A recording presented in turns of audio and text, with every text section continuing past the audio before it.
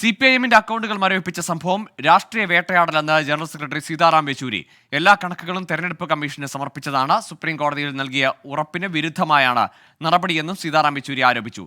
നിയമവശങ്ങൾ party പരിശോധിക്കുകയാണെന്നും CPIM general secretary വ്യക്തമാക്കി. No reason has been given.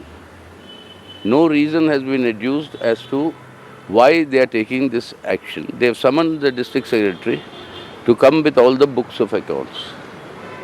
Why this summoning, we do not know. And this is something which we find very strange.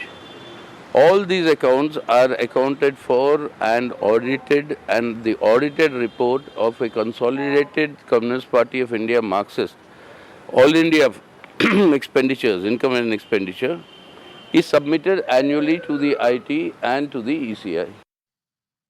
Balram Nedungadi ചേരുന്നു ഡൽഹിയിൽ നിന്ന്. ബൽറാം, കരുവന്നൂരുമായി ബന്ധപ്പെട്ട അന്വേഷണത്തിനിടയിൽ നിന്നാണ് ഇങ്ങനെ CPIMന്റെ തൃശ്ശൂരിലെ അക്കൗണ്ടുകൾ മരവിപ്പിക്കുന്ന തരത്തിലേക്ക് ആദായനികുതി വകുപ്പ് കടക്കുന്നത്.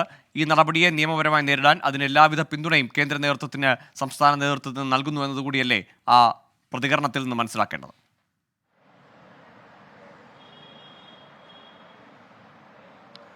ഗോകുൽ, തീർച്ചയായും ഈ കാര്യം സംബന്ധിച്ച് ഈ നടപടിക്ക് പിന്നാലെ തന്നെ CPIMന്റെ അവൈലബിൾ പോൾ ബ്യൂറോ യോഗം ഇന്ന് ചേർന്ന ഘട്ടത്തിൽ ഈ വിഷയങ്ങൾ ഉൾപ്പെടെ വിശദമായി തന്നെ ചർച്ച ചെയ്തിരുന്നു. ഇതിനുശേഷമാണ് സീതാറാം യെച്ചൂരി ഇക്കാര്യത്തിൽ പ്രതികരണം അറിയിച്ചിരിക്കുന്നത്.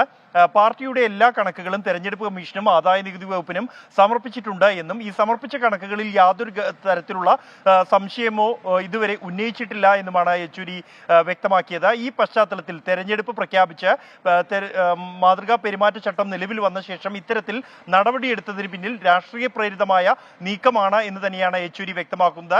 പാർട്ടിയെ ആക്രമിക്കാൻ ലക്ഷ്യം വെച്ചാണ് ഇത്തരത്തിൽ ഒരു നീക്കം നടത്തിയിരിക്കുന്നതെന്നും യെച്ചൂരി വ്യക്തമാക്കുന്നു. ഒപ്പം തന്നെ കോൺഗ്രസിന്റെ അക്കൗണ്ടുകൾ മരവിപ്പിച്ചതുമായി ബന്ധപ്പെട്ട സുപ്രീം കോടതിയിൽ ആ ഹർജി പരിഗണിക്കുന്ന ഘട്ടത്തിൽ ASG തന്നെ നൽകിയ ഉറപ്പാണ് തെരഞ്ഞെടുപ്പ് കഴിയുന്നതുവരെ സമാനമായ നടപടികൾ ഒരു പാർട്ടിക്ക് നേരെയും ഉണ്ടാകില്ല എന്നുള്ളത്.